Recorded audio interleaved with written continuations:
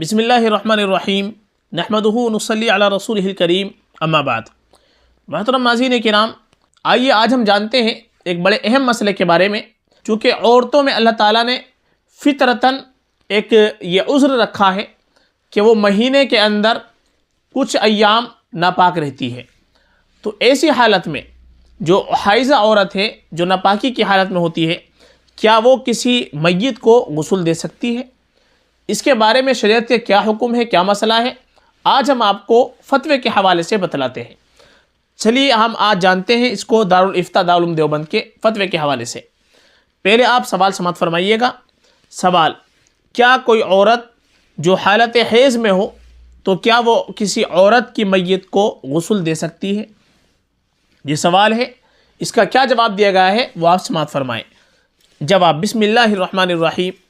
अगर हैज़ से पाक औरत मौजूद हो तो उसको चाहिए कि मय्यता औरत को गुस्ल दे।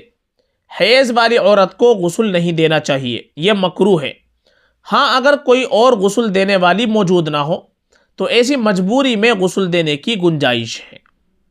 ये फतवा दारुल इफ्ता दारुल उलूम देवबंद का है कि बेहतर तो यही है कि गुस्ल जो औरत को दे किसी मय्यत को, तो जो हैज़ से पाक औरत हो वही गुस्ल दे।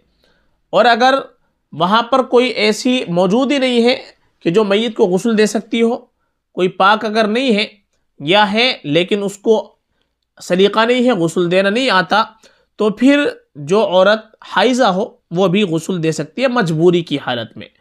बग़ैर मजबूरी के गुस्ल नहीं देना चाहिए, फिर पाक औरत को ही गुस्ल दे रहा है। लेकिन अगर मजबूरी हो, कोई गुस्ल देने वाली मौजूद ना हो जो पाक हो, तो फिर ये नापाक औरत भी यानी हाइज़ा औरत भी गुस्ल दे सकती है।